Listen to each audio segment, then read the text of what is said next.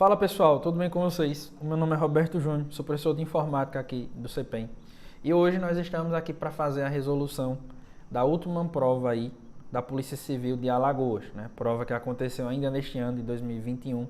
Porém, entretanto, todavia foi anulada, né, por alguns problemas de natureza jurídica, né? Então, hoje nós iremos fazer o quê? A resolução das questões, mostrando os principais pontos que foram abordados de acordo com o edital, as principais ideias por trás dessas questões e aquilo que você efetivamente precisaria saber, né, para acertar essas questões. Beleza? Então, sem muita enrolação, já vamos direto aqui para o nosso slide.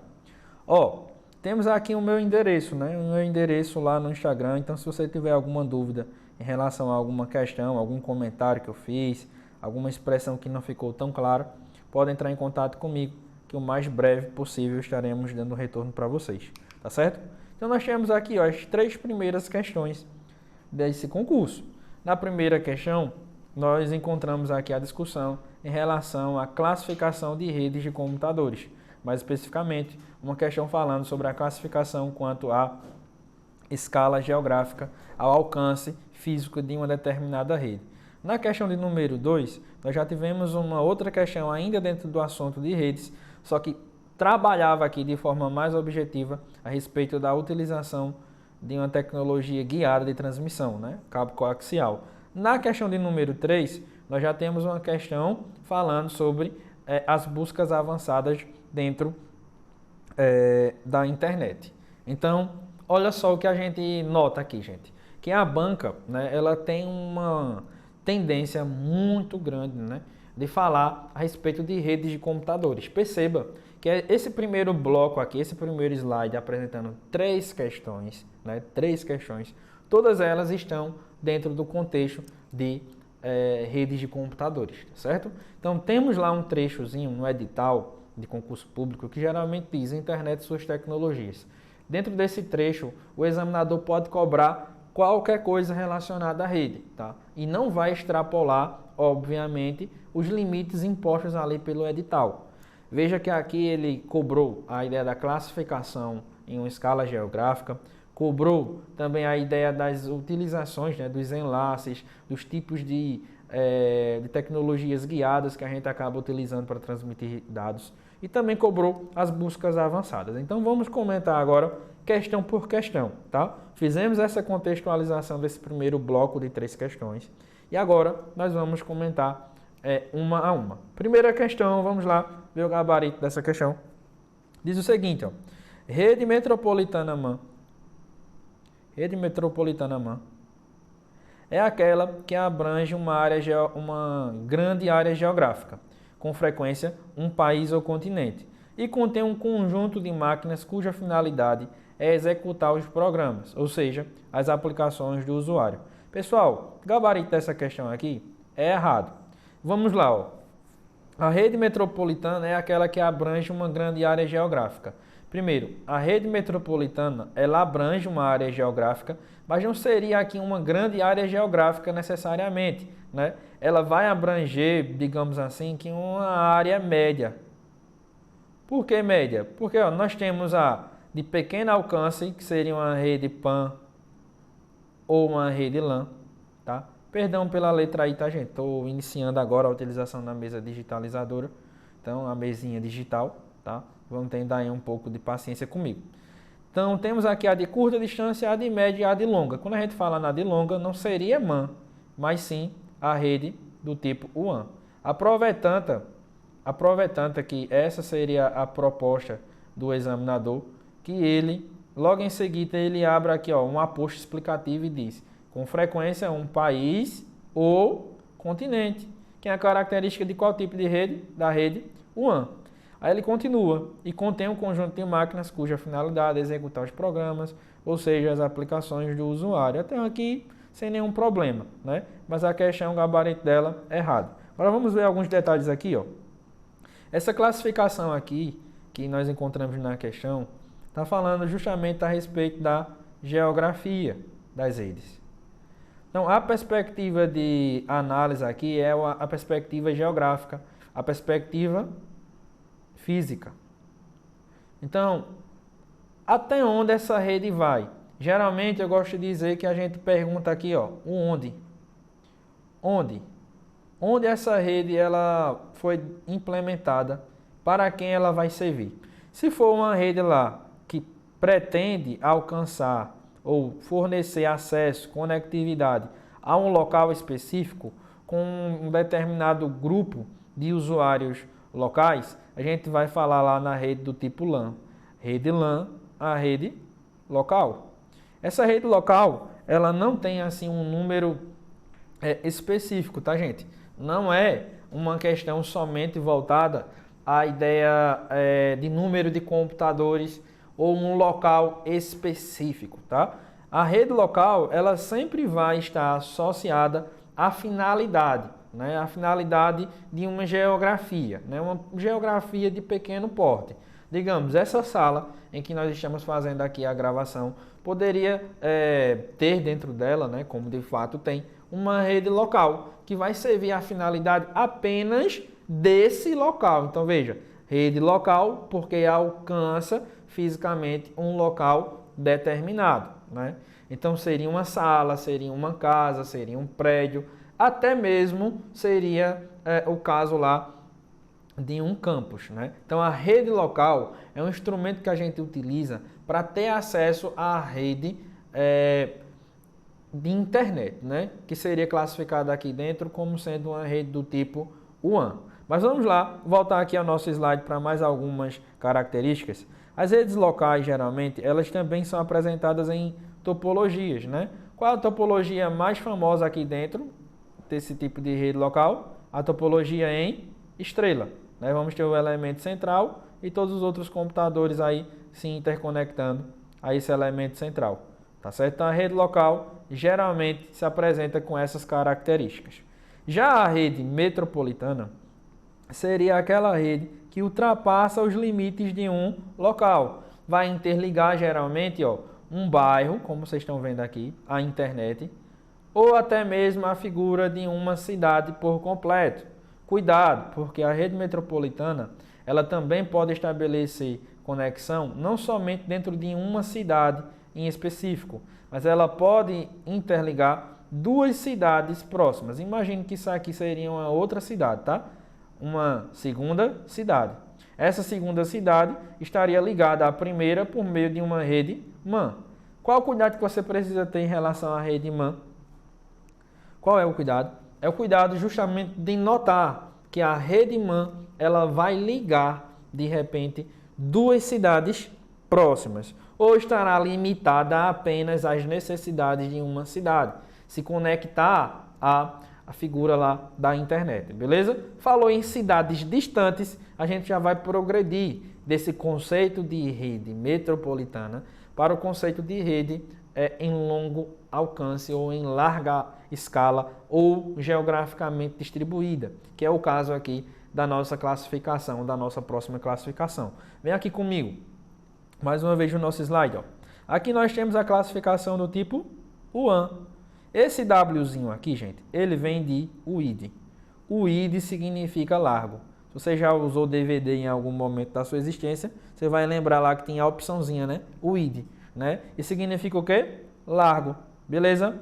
Quando eu falo em uma rede do tipo de largo alcance, eu tenho como principal exemplo a internet. Se você prestar atenção, a rede WAN, ela vai interligar continentes, ou até mesmo o mundo inteiro, né? Como é o caso aqui da internet, beleza? Então, quando a questão fala aqui, a questão fala que uma rede metropolitana, ela abrange uma grande área geográfica, a gente já percebeu que há um certo equívoco, né?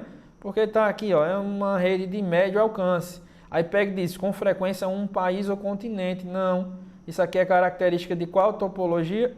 Melhor dizendo, de qual classificação de rede? Da rede WAN, né? Então aqui não seria MAN, seria WAN. Gabarito da questão agora justificado como errado. Segunda questão. Denomina-se cabo coaxial, em uma rede de comunicação, o tipo de mídia de comunicação que realiza a conexão entre pontos.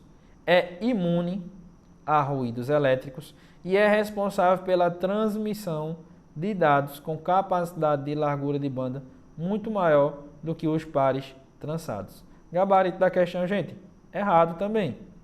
Agora vamos entender por que está errado. Quando nós falamos aqui no cabo coaxial, a gente precisa também analisar aqui uma perspectiva histórica, fazendo um contraste aí com a ideia do par trançado e também com a figura, né, inovadora da fibra óptica. Então vejam só, historicamente falando, quem foi que surgiu, né, na rede de comunicações? Justamente a figura do cabo coaxial. O cabo coaxial, ele era justamente esse cabo que teria uma haste metálica no centro, né, geralmente de cobre, né, e tinha a ideia de transmitir dados sem muita preocupação, né, com a ordem dos dados, com o modo como os dados iriam chegar. Então o cabo coaxial ele surge em um momento da rede de comunicações como um todo, que não existia essa preocupação toda com a ordem dos dados, né, com a forma como os dados iriam ser transmitidos. Gente, outra característica do cabo coaxial é que ele era altamente prejudicado, né? A comunicação era muito prejudicada pela interferência elétrico-eletromagnética, tá? Então, quando a questão diz que é imune a ruídos, aqui nesse ponto a gente já percebe o equívoco da questão. Então, em uma perspectiva histórica, né, voltando aqui para o nosso slide, o que a gente vai notar? Que existia um certo esforço, né, de isolamento aí dessa haste. Tínhamos aqui uma blindagenzinha, né, que tentava também impedir que acontecesse tanta influência externa na comunicação, mas isso não resolveria o problema, não resolvia o problema, tá? Ainda assim, o cabo coaxial, ele tinha aí a influência, né, eletromagnética, não era imune não. Então, eu tinha aqui, ó, os dados de TV, outros tipos de dados, né, utilizando sistemas de vídeo, principalmente com uma ideia de monitoramento. Esse tipo de cabo aqui hoje, ele foi o quê? Deixado de lado. Eu posso utilizar esse tipo de cabo se eu quiser dentro de uma rede, sem nada impede. Só que quando a gente compara as taxas, ó, de um cabo coaxial com um cabo par trançado, e par trançado, como a gente pode perceber aqui, ó, são pares realmente de fios que acabam se entrelaçando, né, para cumprir determinada função aí de comunicação, tá bom? Então você precisa aí ter essa noção. As taxas são maiores, né? Até por uma questão de lógica.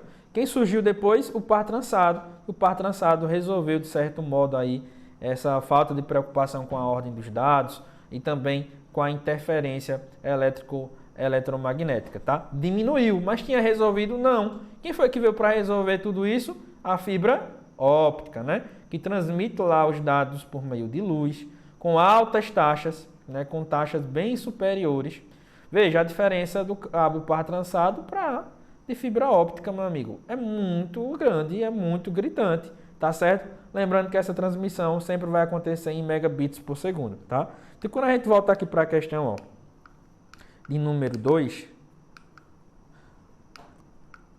quando a gente volta aqui para a questão de número 2, o que é que a gente vai perceber? A gente vai perceber que o equívoco está dizendo, né? Está em dizer, de repente, que essa conexão ela é imune, a gente acabou de ver que não é imune, e ainda diz que é responsável pela transmissão de dados com capacidade de largura de banda muito maior do que os pares trançados, que é outro equívoco, beleza? Então vejam, aqui dentro, né? Aqui dentro desse assunto de redes, em uma perspectiva mais geral, nós tivemos tanto a perspectiva quanto a classificação, né? E a escala geográfica, classificada lá em Pan, Lama e WAN, como também agora aos tipos, né, de cabos, aos tipos de tecnologias guiadas que a gente poderia utilizar. Então, qual seria a minha sugestão aqui para você? Que você seguisse mais ou menos esse roteiro de estudos, né? Seguindo o que a banca já cobrou na última prova. Ela pode modificar 100% a estrutura da prova? Sim, ela tem liberdade para isso. Mas qual a probabilidade disso acontecer? Mínima, mínima, mínima, mínima, beleza? Até mesmo para ser leal, né, com as pessoas que estavam se preparando. Bacana? Então, voltando para o nosso slide, ó, temos aqui a questão de número 3, que diz o seguinte, ó, no sítio de buscas do Google, uma pesquisa pela expressão cidade de Maceió, né, em letras maiúsculas, ou pela expressão cidade de Maceió em letras minúsculas, retornará ao usuário resultados o quê? Idênticos. Gabarito da questão, gente, certinho. Agora deixa eu mostrar aqui para vocês, ó, o seguinte. Quando a gente vem falar aqui a respeito do Google, do Bing, de outros sistemas de busca, a gente precisa entender qual é a finalidade de um sítio de pesquisas, né? Um sítio de pesquisas. Professor, só está viajando na maionese e falando em sítio. Sítio é a coisa lá que tem lá na casa do meu avô. Calma, bisonho, não é bem isso que eu quis dizer, não. Sítio é uma expressão análoga ou até mesmo utilizada também como sinônimo para site. É um lugar delimitado na web. Quando a gente fala em um sítio de pesquisa, qual é a finalidade do sítio de pesquisa? Elencar, ranquear, procurar todo o conteúdo web de acordo com um parâmetro. Veja aqui na nossa questão, ó, a nossa questão exigiu, de repente, que soubéssemos lá o resultado em relação a Maceió com maiúsculo e com minúsculo. Por quê? Tem uma característica dos principais sistemas de busca, como é o caso do Google, que é muito comum, que é a ideia do case insensitive. Professor, o que é case insensitive? Nós temos a ideia de ser sensitive. O que é sensitive? É quando um sistema ele vai diferenciar a letra maiúscula de uma letra minúscula. Aqui dentro do momento de pesquisa, não seria interessante que o buscador de repente fizesse essa distinção. Por quê? Seria muito complicado, alguns resultados seriam eliminados. Não é interessante, é importante que sejam encontrados todos os resultados. Então, em questão de caixa alta ou caixa baixa de letras, os buscadores eles não fazem distinção alguma, tá certo? E nesse caso específico, ó, olhando aqui no nosso slide, a gente vê que foi utilizada aqui a figura das aspas. Que tipo de busca é essa? É uma busca exata pelos termos, na ordem em que foi escrita. Tá, agora a ideia da caixa de letras mudou o resultado? Absolutamente que não. Veja, coloquei aqui as duas capturas de tela fazendo a mesma pesquisa. Ó. Cidade de Maceió, toda em letras maiúsculas. Qual foi o resultado? 577 mil resultados. Aí lá, cidade de Maceió, 577 mil resultados, né? Reproduzindo aí a situação hipotética que o examinador criou. Então, o gabarito lá da questão, né, da questão de número 3, se confirma como sendo o quê? Correta, né? Certa. Aqui dentro, professor, o que é que eu preciso dar uma olhada ainda? Ó, aqui dentro, você também vai ter que analisar, além da busca por correspondência exata, a ideia lá da busca por tipo de arquivo, por meio do file type, né? O file type também é um tipo de busca muito recorrente na prova da banca Sebrasp. Você também vai ter que procurar lá a busca, né, excluindo termos por meio da subtração. Você também vai procurar lá entender melhor como é que funciona a busca em título, Também vai buscar entender como é que acontece a busca em um site específico. Também é muito cobrado. Geralmente o que é que o examinador misturar os parâmetros de busca por meio de aspas, né, uma busca exata, com file type, com intitule e também ainda aqui com a figura dos sites, tá? Muito cuidado. Vamos embora progredir aqui no nosso estudo. Então, ó, temos aqui mais 5 questões, não é isso? Respondemos a 3. A prova acabou se apresentando aí com 8 questões, melhor dizendo, né? E dessas 8, até o momento a gente já respondeu aqui 3, tá? 3 questões foram resolvidas. Gente, a partir de agora, a gente já vai perceber que o enfoque da banca de concurso público já vai um pouco mais para a ideia aí de sistema operacional, de segurança da informação, tá certo? Olha aqui comigo no slide, ó. 4ª questão. Olha o que a questão diz aqui no nosso slide. A computação na nuvem, né? Ou seja, está falando sobre qual tipo de assunto? Computação na nuvem. Computação na nuvem está em qual parte do edital? Internet e suas tecnologias. Então você tem que começar a localizar esses assuntos dentro do teu edital. Questão 5, falando sobre o Windows 10, né? Mas o que ele abordou aqui foi uma característica geral do sistema operacional Windows.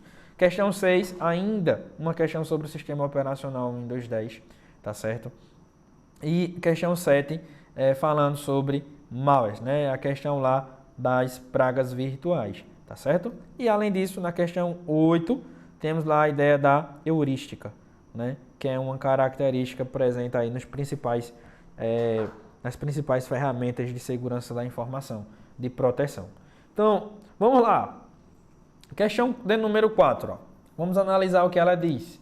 A computação na nuvem, Cloud Computing, possibilita que aplicações executadas em servidores isolados sejam também executadas na nuvem, internet, em um ambiente de larga escala e com uso elástico de recursos.